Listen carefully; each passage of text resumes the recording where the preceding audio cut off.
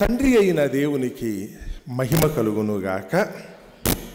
ప్రభువైన యేసుక్రీస్తు నామములో చేరువచ్చిన మీ అందరికీ నా హృదయపూర్వక వందనాలు తెలియచేస్తున్నాను. నేటి పాఠ్యాంశముగా యాకోబు రాసిన పత్రిక 5వ అధ్యాయము 12వ వచనం నుంచి కొన్ని మాటలు నేను చదువుతున్నాను. యాకోబు రాసిన పత్రిక 5వ అధ్యాయము 12వ వచనం నుంచి చదువుతున్నాను. నా సహోదరులారా, ముఖ్యమైన సంగతి ఏదనగా ఆకాశము తోడని కానీ భూమి తోడని కానీ మరి దేని తోడని కానీ ఒట్టు పెట్టుకొనక మీరు తీర్పు పాలు కాకుండానట్లు అవునంటే అవును, కాదంటే కాదు అని ఉండవలెను. దేవుడు తన పరిశుద్ధ వాక్యమును మన వినికిడిలో దీవించి ఆశీర్వదించునుగాక. ఆమేన్. చదవబడిన ఈ మాట ప్రభువైన యేసుక్రీస్తుకు సహోదరుడుగా ఎంచబడిన తోబుట్టువండి యాకోబు గారు రాసిన మాట. ఈ మాట ఇప్పటికి రాసి సుమారుగా 1980 సంవత్సరాలు ఉంటుంది. అంటే క్రీస్తు శకం 54 సంవత్సరంలో ఇది రాశారని చెప్తారు. సరే, ఎగ్జాక్ట్ డేట్ అని గురించి నేను చెప్పట్లేదు, కానీ ఊహించుకోండి. అంటే ఈ మాట రాసి ఎన్ని సంవత్సరాలు అయిందని చెప్తున్నాను. 1980 సంవత్సరాలు సుమారుగా లెక్కెట్టుకోండి. నైస్. ఈ సమయంలో ఆయన అంటే నా మాట ఏంటంటే, నా సహోదరులారా, ముఖ్యమైన సంగతి ఏదనగా ద మోస్ట్ ఇంపార్టెంట్ అనేటప్పుడు ఆయన చెప్తున్నాడు. చాలా ముఖ్యం. లోకంలో అయితే దేవుని నుంచి మనకి ఎన్నో ఆజ్ఞలు వచ్చినాయి. మన బ్రతుకులో కూడా ఎన్నో విధాలుగా అయితే కనుక దేవుని చిత్తానుసారంగా మనం నడుస్తున్నాం. కానీ మీరందరూ కూడా అయితే కనుక ముఖ్యముగా ఒక సంగతి మాత్రం గుర్తుపెట్టుకోండి. అదేంటంటే ఆకాశము తోడని కానీ భూమి తోడని కానీ మరి దేని తోడని కానీ ఒట్టు పెట్టుకొనక. ఎందుకంటే మనలో చాలామందికి ఏదైనా ఒక విషయాన్ని స్థిరపరచాలనుకుంటే ఒట్టు పెట్టుకోవడం బాగా అలవాటు. తల్లి తోడనుకునే వాళ్ళు కొంతమంది నా తోడని చెప్పేవాళ్ళు, పిల్లల తోడని చెప్పేవాళ్ళు, దేవుని తోడని చెప్పేవాళ్ళు, లేదా ఆకాశము తోడు భూమి తోడు. అంటే తమ మాటనైతే కనుక స్థిరపరచుకోవటం కోసం వాళ్ళు ఒట్టు పెట్టుకునే విధానం అంటే నేను పలానా వారి మీద ఒట్టు పెట్టుకుంటున్నాను అంటే దాని అర్థం ఏంటంటే నా మాట తప్పు అయితే కనుక వారి నుంచి నాకైతే కనుక శిక్ష పడుతుంది కదా, లేకపోతే కనుక నేను ఎవరి మీదైతే ఒట్టు పెట్టుకున్నా వారికి హాని కలుగుతుంది. అంటే దేవుడు దీన్ని చూస్తున్నాడు. నేను చెప్పే మాటను బట్టి అయితే కనుక అది తప్పు అయితే నేను శిక్షకు పాత్రను అవుతున్నానని చెప్పి పరోక్షంగా అయితే కనుక ఒప్పుకోవటం మనందరికీ చాలా అలవాటు. చిన్న పిల్లలతో సహా ప్రతిదానికి ఒట్టు ఒట్టు ఒట్టు అని. మీరు ఒక్కటే గుర్తుపెట్టుకోండి, మీరు ఒట్టు పెట్టే పరిస్థితి వచ్చిందనుకుంటే మీ మాట బలహీనమని మీరే ఒప్పుకున్నట్టు. నా మీద నమ్మకం లేకపోయినా, అంతేగా మీరు చెప్పొచ్చే మాట, నా మీద మీకు నమ్మకం లేకపోయినా మా అమ్మ మీద ఒట్టు పెట్టుకున్నాను. నా తల్లి తోడు అంటేనే కనుక అమ్మో తల్లి తోడు అన్నాడు కనుక ఇది నిజమై ఉండొచ్చు అనే భావన కాదంట. లేకపోతే నా పిల్లలు తోడు అని చెప్పుకున్నందుకు అయ్యో ఇతన్ని పిల్లల తోడు కూడా పెట్టాడంటే, అంటే పిల్లల్ని పణంగా పెట్టాడంటే ఇది నిజమై ఉండొచ్చు అనే నమ్మకం కోసం కాదని. దేవుని తోడు, ఆకాశము తోడు, భూమి తోడు అని కూడా ఒట్లు పెట్టుకున్న వాళ్ళు ఉన్నారట. సో వీళ్ళందరికీ కూడా అయితే కనుక అక్కడ చెప్తున్న మాట అంటే కనుక దయచేసి ఎవరు కూడా ఒట్టు పెట్టుకోకండి. అసలు మీ మాటే ఒక ప్రామాణికంగా తీసుకోండి. మీ మాటే ఒట్టుగా అనుకోండి. మీరు చెప్పే మాటల్లో తప్పుంటుందేమన్న భావనతో ఎప్పుడూ కూడా అసలు మీరు బ్రతకండి. ఈ ఒట్టనే మాట ఎందుకంటే రికమెండేషన్ కింద తీసుకుంటున్నారు. మీకు మీరుగా ఉండకుండా మీ మాట అవునంటే అవును, కాదంటే కాదు. యేసు ప్రభు చాలా స్ట్రిక్ట్గా ఈ విషయంలో అయితే మాత్రం ఉన్నాడంటే మీ మాటే నాకు ఖాయం, మీరు చెప్తే చాలు, దీనికోసం ఒట్టు పెట్టక్కర్లేదు.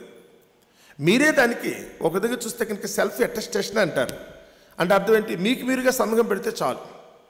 ఎవరో వచ్చి మీరైతే కనుక ఇంతకుముందు పూర్వకాలం అయితే ఏదైనా సర్టిఫికెట్లు కనుక తీసుకెళ్ళి ఏదైనా ఉద్యోగానికో లేకపోతే మరొక చోటుకు ఇవ్వాలనుకున్నప్పుడు ఎవరైనా అధికారి చేత అటెస్టేషన్ చేయించి తీసుకురమ్మనేవారు. అంటే ఇది మీదే అని చెప్పడం కోసం. ఇది మీరు చదువుకున్న చదివే, మీకు వచ్చిన సర్టిఫికెట్ అంటే ఎవరో ఒకరు మనకు వచ్చి సర్టిఫై చేయాల్సి వచ్చేది. ఈ మధ్యకాలంలో అయితే కనుక ప్రభుత్వ వారు రూల్స్ మార్చారంటే అవసరం లేదు సెల్ఫ్ అటెస్టేషన్. నీ సర్టిఫికెట్కి నువ్వే బాధ్యతవి. ఇన్ కేసు ఏదైనా తప్పు అయితే కనుక దాని నుంచి నీకైతే కనుక శిక్ష పడుతుందన్న ఉద్దేశంతో మిమ్మల్ని మీరే సర్టిఫై చేసుకోమంటున్నారు. ఇది ఇవాళ కొత్తగా ప్రభుత్వం వారు పెట్టారేమో కానీ దేవుడు ఇప్పటికి 2000 సంవత్సరాల క్రితమే చెప్తున్నాడు, మిమ్మల్ని గురించి మీరే సర్టిఫై చేసుకోండి. ఎవరు తోడో అని మీరు అనొద్దు. నేను చెప్తున్నానంటే నా మాట నికరం, నేను మాట్లాడుతున్నాను అనుకుంటే కనుక ఇది నిజం, సత్యం ఇది. మళ్ళీ ఎవరో ఒట్టు పెట్టుకోవటం ఎందుకు, అంత అవసరం నాకేంటి? నేను చెప్తున్నాను, నేనే చెప్తున్నాను. అందుకనే దేవుడి దగ్గరికి వచ్చేటప్పుడు కూడా అయితే కనుక ఆయన ఎవరిని తోడని ఒట్టు పెట్టుకోవడానికి అవకాశం లేకుండా నా తోడని చెప్తాడండి. చెప్పేటప్పుడు అయితే కనుక నా తోడు నేను అంటున్నాను కదా, నేను చెప్తున్నాను ఈ మాట, ఎవరితోడే చెప్పాల్సిన అవసరం ఏముంది? ఈరోజైతే కనుక మనకి తెలిసి తెలియకుండా చాలామంది అయితే కనుక లోకంలో అందరికీ అలవాటు అయిపోయింది. బహుశా మన చుట్టూ ఉన్న సమాజం అయితే కనుక చిన్నప్పటి నుంచి నేర్చుకున్న పద్ధతే మీరు కూడా నేర్చుకున్నారు. ప్రతి చిన్న విషయానికి ఒట్టు పెట్టడం అనే మాట దగ్గరికి వచ్చినప్పటికల్లా దేవుడు దాన్ని అంగీకరించట్లేదు. నీ మాటకి మరొకరు తోడేంటి? నీ మాటకి మరొకరిని పణంగా ఎందుకు పెడుతున్నారు? మీరు అబద్ధం చెప్తే కనుక వాళ్ళు నష్టపోవాలా? మీరు అనవసరంగా వారిని ఎందుకు తీసుకొచ్చుకున్నారు? మీరు జీవించే జీవితం మీ క్యారెక్టర్ ఎలా ఉండాలనుకున్నప్పుడు మీరు మాట అవునంటే అవును, కాదంటే కాదు. మీ వ్యక్తిగతమైన క్యారెక్టర్ దగ్గరికి వస్తే, వ్యక్తిత్వాన్ని దగ్గరికి వచ్చినప్పుడు అలాగే ఉండాలి. మాట చెప్పాము అనుకుంటే కనుక అది జరుగుతుంది. నేను మాట చెప్తున్నాను అనుకుంటే కనుక ఇది నాకు నేనుగా చెప్తున్నాను, నేనే చెప్తున్నాను. నేను మాట ఇచ్చాను అనుకుంటే కనుక అది నెరవేరుతుంది అనుకునే పరిస్థితులు అయితే కనుక ఉండాలి. ఈరోజు లోకంలో అయితే కనుక చాలామందికి ఆ స్థితి లేదండి. ఈరోజు ప్రతిదానికి కూడా అయితే కనుక ఎవరో ఒకరు ఒట్టు పెట్టుకుని సపోర్ట్ తెచ్చుకోవాల్సినంత పరిస్థితి, ఆ దుస్థితి అయితే కనుక వస్తుంది. అప్పుడు కిందకు వచ్చేటప్పుడు అన్నాడు చూడక్కడ, నా సహోదరులారా, ముఖ్యమైన సంగతి ఏదనగా ఆకాశము తోడని కానీ భూమి తోడని కానీ మరి దేని తోడని కానీ ఒట్టు పెట్టుకొనక మీరు తీర్పు పాలు కాకుండానట్లు అవునంటే అవును, కాదంటే కాదు. ఎస్ ఆర్ నో రెండు మాటలు చెప్పండి. మీ దగ్గరికి వచ్చేటప్పటికల్లా అవునా కాదా, అవునా కాదా, ఈ రెండింటిలో మించి వచ్చిందనుకుంటే అది దుష్టు నుండి పుడుతుందట. అక్కడైతే కనుక పలికేటప్పుడు మీ మాట అవునంటే అవును, కాదంటే కాదు, వీటికి మించి పుట్టినది దుష్టు నుండి పుట్టినది అంటే అర్థం ఏంటి? ఈరోజు మీరు మరొక థర్డ్ పార్టీని మీరు కనుక తెచ్చుకున్నారు అనుకుంటే, మూడో వ్యక్తిని అక్కడ ప్రస్తావించే పరిస్థితి వస్తుంది అనుకుంటే మీ మాటలో ఏదో దోషం ఉందని అర్థం. మీరు మాట్లాడేటప్పుడు ఎప్పుడు కూడా నిశ్చయంగా మాట్లాడండి, నిబద్ధతతో మాట్లాడండి. అంటారు కదా ఇంగ్లీష్లో, కాన్ఫిడెంట్గా చెప్పండి. ఎస్ నేను చెప్తున్నాను,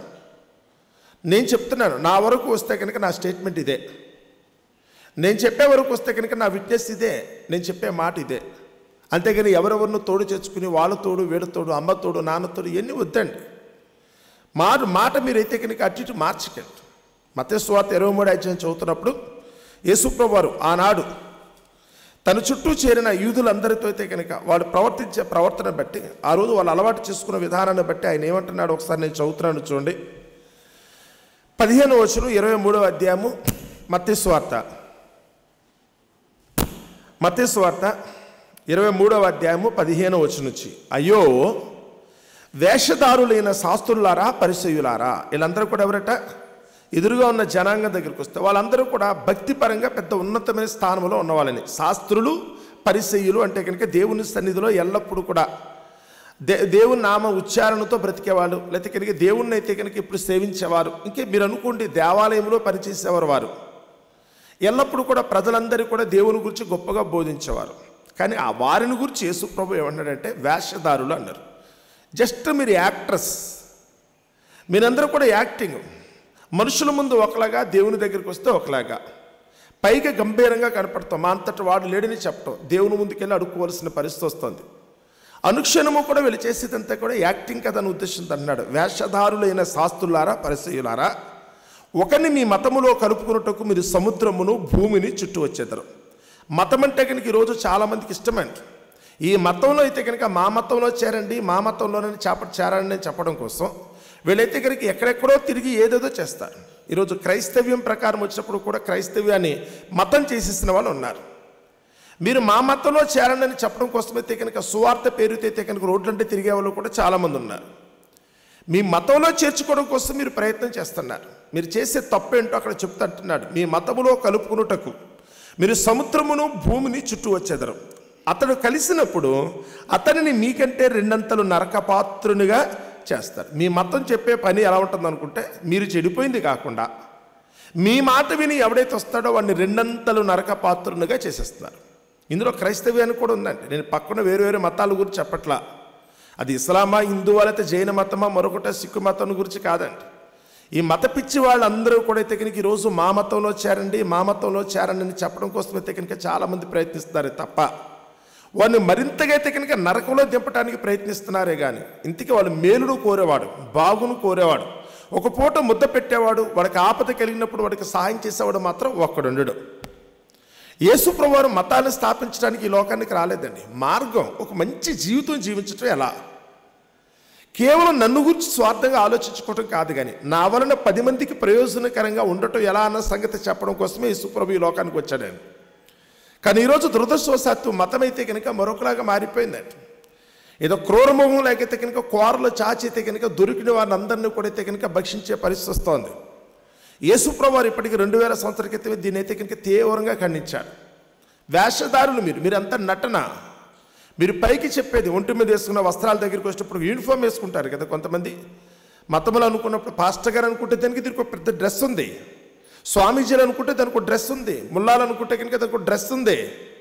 చాలామంది అయితే కనుక వేషం, పైన అయితే కనుక వేషం ఒకలా ఉండదండి. చూసే వాళ్ళు అందరూ కూడా ఆహా మహాభక్తులు కదా అనుకునేటట్టుగా. కానీ వీళ్ళ మాట దగ్గరికి వచ్చినప్పుడు మాత్రం ఒక్కటి స్థిరం లేదు. వీళ్ళు చెప్పే ఏ ఒక్క మాట దగ్గరికి వచ్చినప్పుడు దేవుని పక్షంగా మాట్లాడతారే తప్ప ఒక్కటి దేవుని పూర్వంగా నిజంగా దేవుడే పలుకుతున్నాడు అనుకునే పరిస్థితి రాదు. ఇలాంటి పనికిమాలిన చెత్తను గురించి అయితే కనుక యేసు ప్రభు చాలా సీరియస్గా చెప్తున్నాడు. వేషధారులరా మీరు నటులు, మీరు మనుషుల దగ్గర ఒకలాగా బయటకు వస్తే అంటారు కదా, బయట ఉన్నప్పుడు ఒకలా మాట్లాడతారు, లోపలికి వెళ్ళిన తర్వాత మరొకలా మీరు మాట్లాడతారు. మీ మాటలకి చేష్టలకి అయితే కనుక ఏమాత్రం పొంతన లేదు అన్న సంగతిని గురించి నమ్మట్లేదేమో అన్న ఉద్దేశంతో వీళ్ళు మాటి కూడా ఏం చేస్తూ ఉంటారట, ఒట్లు పెట్టుకోవడం ప్రారంభిస్తారు. ఇలాంటి నటులు చెప్పే మాటని ఒకసారి కాకపోతే రెండోసారికైనా మనకి అర్థమవుతుంది కదండి. కొద్ది కాలానికి వాళ్ళు నటిస్తున్నారన్న సంగతి అర్థమైనప్పుడు మనం నమ్మమేమేమో అనే ఉద్దేశంతో మాటికి వీళ్ళు ఏం చేస్తున్నారట, ఒట్లు పెట్టుకోవడం ప్రారంభిస్తారు. దేవుని పేరు మీద ఆనా అన్నట్టుగా మాట్లాడతారు. దేవుని పేరు మీద ఒట్లు పెట్టుకునేటట్టుగా, తల్లిదండ్రి మీద ఒట్టు పెట్టుకునేటట్టుగా, పిల్లల మీదనో లేతే కనుక లోకంలో అయితే కనుక మరొకరు దాని మీదనో. అప్పుడు ఆయన అంటాడు, అయ్యో అంధులైన మార్గదర్శకులారా, గుడ్డోడు మీరు. మీ మార్గదర్శకులు అనుకున్నప్పుడు ఎదుటివాడికి మార్గం చూపించేవాడు ముందు ఎలా ఉండాలి, ఫిట్గా ఉండాలి. వీళ్ళు గుడ్డోలు, వీళ్ళు కనపడదు. వీళ్ళకే కళ్ళు కనపడకుండా పక్కోడికి మీరు ఎలా దారి చూపిస్తారు? మీకు తెలుసా మీరు ఎటు వెళ్తున్నారో? మీ పుట్టుకేంటో మీకు తెలుసా? మీరు జీవించే జీవితం ఎవరి కోసం మీకు అని అర్థమవుతుందా? చివరికి మీరు చస్తే కనుక ఎక్కడో పోతారన్న సంగతి కూడా మీకు సరైన అవగాహన లేదు. ఎలా బ్రతకాలో తెలీదు. నేను బ్రతికి చూపిస్తాను, నాలాగా బ్రతకమని చెప్పగలిగే స్థితి ఎవరికి లేదు. అయినప్పుడు కూడా అందరూ కూడా అయితే కనుక ప్రతి ఒక్కరు కూడా మార్గం చూపించే గొప్పవాడైపోయారు. అందులైన మార్గదర్శకులారా, ఒకడు దేవాలయము తోడని ఒట్టు పెట్టుకుంటే, కొంతమంది ఒట్లు దేనివై పెట్టుకుంటారట, దేవుని సన్నిధి పేరు మీద కూడా ఒట్టు పెట్టుకున్న వాళ్ళు ఉన్నారు, దేవుని గుళ్ళు పేరు మీద ఒట్టు పెట్టుకున్నవాడు. ఎందుకని ఏది దొరికితే అది, ఏది విలువైనది అయితే, లేకపోతే ఏదైతే కనుక మంచిదని ప్రజలందరూ భావిస్తున్నారో, దేనికైతే కనుక ఎక్కువ గౌరవం కలుగుతుందో దాని మీద ఒట్టు పెట్టుకుని మాట్లాడే దౌర్భాగ్యులు అందులైన మార్గదర్శకుల, లేకపోతే కనుక వేషధారులైన పరిసయ్యులు శాస్త్రులు అని అంటున్నాడు. ఒకటి దేవాలయము తోడని ఒట్టు పెట్టుకుంటే అందులో ఏమీ లేదు, కానీ దేవాలయములను బంగారము తోడని ఒట్టు పెట్టుకుంటే వాడు దానికి బద్ధుడు అని మీరు చెప్తారు. అంటే విలువను బట్టి దేవాలయం తోడు పెట్టుకుంటే ఏం కాదట, అందులో బంగారం తోడని పెట్టుకుంటే మాత్రం వాళ్ళకైతే వస్తుందంట. అక్కడ చెప్తున్న మాట చదువుతున్నప్పుడు చూడండి, అవివేకులారా, అంధులారా, ఏది గొప్పది? మీరు పలికేది ఏది? ఆడ బంగారమా? బంగారమును పరిశుద్ధపరచు దేవాలయమా?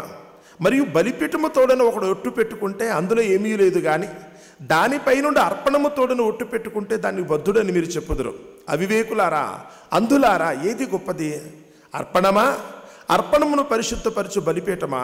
బలిపీఠము తోడని ఒట్టు పెట్టుకున్నవాడు దానికి తోడనియు, దాని పైనుండి వాటన్నిటి తోడనియు ఒట్టు పెట్టుకునిచున్నాడు అని కిందకు వచ్చేటప్పటికి అలా అంటున్నాడు. దేవాలయము తోడని ఒట్టు పెట్టుకున్నవాడు దానికి తోడనియు, అందులో నివసించి వాడిని తోడనియు ఒట్టు పెట్టుకునిచున్నాడు. మరియు ఆకాశము తోడని ఒట్టు పెట్టుకున్నవాడు దేవుని సింహాసనము తోడనియు, దానిపైన కూర్చున్నవాడు తోడనియు ఒట్టు పెట్టుకునిచున్నాడు. మీకేం చెప్తే అర్థమవుతుంది అన్నాడు. ఇన్నింటి విధాలుగా, ఇన్ని రకాలుగా మనుషులు ఒట్టు పెట్టుకున్నారు అంటే, అందుకనే మీ మాట అవునంటే అవును, కాదంటే కాదు. ఒట్లు వరకు వెళ్ళకండి. మీకు తెలియకుండానే మీరు ఒట్టు పెట్టుకోవడం కూడా దేవుని దృష్టిలో పాపం అన్న సంగతి గుర్తుపెట్టుకోండి. మీరు ఒట్టు పెట్టుకోవడం కూడా చివరికి దేవుని దృష్టిలో పాపమే. మీ తప్పును కప్పిపుచ్చుకోవడం కోసం, మీరు ఆడే అబద్ధాన్ని అయితే కనుక మంచిది అనిపించుకోవడం కోసం, ఆ సమయానికి నోరుంద కదా అనే ఉద్దేశంతో ఎవరు పడితే వాళ్ళని వాడేసుకుంటున్నారు. మీ మాటల్లోనే తీర్పు చెప్తున్నాడు దేవుడు. మీ మాటల్లోనే మీ దోషం కనపడుతుంది. నటన. నిజం మాట్లాడేవాడు ఎప్పుడూ కూడా ఒకటే మాట్లాడతాడు. ఒట్టెందుకు? నేను చెప్తున్నాను కదా, నేను చేసే ప్రమాణమే దానికి సాక్ష్యం. దీనికోసం ఎవరిని తోడు తెచ్చుకొని అనుకుని స్టిఫ్గా నిలబడతాడు. యథార్థవంతుడు ఎప్పుడూ కూడా ఒకలాగానే మాట్లాడతాడు, కానీ మాట మార్చేవాడే. ఒక మాటను 10 విధాలుగా చెప్పడానికి దాన్ని అవునని చెప్పించుకోవడం కోసం అయితే కనుక ఇలాంటి ఒట్ల రూపంలో వెళ్ళిపోతాడు. ఇక్కడ యేసు ప్రభు అయితే కనుక చాలా తీవ్రంగా దాన్ని తప్పడుతున్నాడు. నువ్వు చెప్పు, నీ మాటగా చెప్పు. దీనికోసం దేవుని ఎందుకు లాగుతున్నావు? నీ తల్లిదండ్రిని ఎందుకు లాగుతున్నావు? నీ బిడ్డలు ఎందుకు తీసుకొస్తున్నావు? ఇందులోకి దేవాలయాన్ని తోడు తీసుకొస్తున్నావు, దేవాలయం అర్పణ తోడు తీసుకొచ్చుకున్నావు. ఇవన్నీ ఎందుకు తీసుకొస్తున్నావు? లోకంలో నీ మాట కనుక ఒక స్థిరమైనది అయితే కనుక ఈ పరిస్థితి నీకు ఉత్పన్నం కాదు కదా. నీ మాట నిక్రమైతే కనుక దేని గురించి నువ్వు పట్టించుకోవాల్సిన ఆవశ్యకత లేదు కదా. కానీ ఈరోజు దురదృష్టవశాత్తు లోకంలో చాలామందికి ఇది అర్థం కావట్లా. దురదృష్టవశాత్తు ఈరోజు లోకంలో చాలామందికి ఇది అర్థం కావట్లేదండి. ఎంతసేపు కూడా తామనుకున్నది ఏదో ఒకళ్ళు నెరవేర్చుకోవడం కోసం దేవుని చిత్తాన్ని కూడా అయితే కనుక ఈరోజు తప్పు పట్టేటట్టుగా అడుగడుగున మాటలో కూడా ఈరోజు అయితే కనుక అందరూ పొరపాటు చేసే పరిస్థితి వస్తుంది. అందుకని యాకోబు గారు అయితే కనుక చెప్తున్నాడు, వద్దు, మీరు ఏదన్నా కానీ మీ నోటి వెంట వచ్చే పాపం కూడా కొన్ని సందర్భాల్లో సరదా అనుకుంటున్నారు, మీకు తెలిసి కూడా కాదు. ఈ లోకంలో మనకి నేర్పిన పద్ధతి అలా ఉంది. మనకంటే పూర్వీకులు అనుకున్నారు ప్రతి చిన్న విషయానికి ఏదో ఒట్టు పెట్టుకోవడం అంటే సరదాగా తీసుకుంటున్నారు చాలామంది. వాళ్ళకి ఎలాగే తెలియదు, పని పక్కోళ్ళకి అయితే కనుక ఇలాంటి పనికి మాలిన మాటలన్నీ కూడా నేర్పించే దౌర్భాగ్యులు ఉన్నారు. కానీ యేసు ప్రభు చాలా స్పష్టంగా చెప్తున్నాడు, ఒట్టు వద్దు, ఎవరి మీద ఒట్టు పెట్టకండి, ఎవరిని కూడా మీరైతే కనుక ఒట్టులోకి లాక్కండి. మీ మాటగానే చెప్పండి. మీ మాటగానే ఎదుటివాడికి అయితే కనుక మీ మాట మీదనే మిమ్మును బట్టే మీకు అవతల వ్యక్తికి నమ్మకం కలిగేటట్టుగా మీ వ్యక్తిత్వాన్ని తీర్చిదిద్దుకోండి. నేను చెప్తున్నాను కదండి, నేను చెప్పాను, నా మాటే స్థిరం. దీనికోసం ఎవరి యొక్క రికమెండేషన్ లేకపోతే సపోర్టు లేకపోతే మరొకరినైతే కనుక అక్కడ అడ్డంగా పణంగా పెట్టడం చేయను. నేను చెప్తున్నాను, నా మాటే. మీరు ఏ రోజైతే కనుక ఇంత స్పష్టంగా మీ క్యారెక్టర్ని తీర్చిదిద్దుకున్నారో, మీ వ్యక్తిత్వాన్ని అయితే కనుక ఇంత గొప్పగా అయితే కనుక మీరైతే కనుక తయారు చేసుకున్నారో, ఆ రోజు మీరు దేవునికి ఇష్టలుగా ఉండటానికి అవకాశం ఉంటుంది. మీరు ఏ రోజైతే కనుక మీ మాట చొప్పున మీరు బ్రతికే పరిస్థితి వస్తుందో, మిమ్మును బట్టి మీరైతే కనుక ఒక విధంగా గౌరవించుకునే పరిస్థితి వస్తుందో, నిజంగానే దేవుని దృష్టిలో మీరు విలువైన వారు అవుతారు. 15వ కీర్తన చదువుతున్నప్పుడు కూడా దావీదు అదే చెప్తున్నాడు, అతడు ప్రమాణము చేయగా నష్టము కలిగిన మాట తప్పని వాడు దేవునికి ఇష్టడవుతాడు. నేను ఒక మాట అన్నాను అనుకుంటే కనుక అది నాకు నష్టం వచ్చినప్పుడు కూడా అప్పటికీ కూడా నేనైతే కనుక మాట తప్పను. అది నాకు నష్టం కలిగించినప్పుడు కూడా నేనైతే కనుక మాట తప్పను అనుకున్నవాడు గొప్పడవుతాడు. మరి అట్టి స్థితిలో మనమందరం ఉండాలని, దేవుడు చెప్పిన మాటను బట్టి మనమందరం కూడా యథార్థంగా జీవించి ఆయన చిత్తానికి తగినట్టుగా లోకమందు మనం బ్రతకాలని మిమ్మల్ని అందరినీ కూడా మనసారా కోరుకుంటూ నా మాటలు ముగిస్తున్నాను. అట్టి కృప దేవుడు మనందరికీ దయచేయునుగాక. ప్రార్థన చేసుకుందామండి.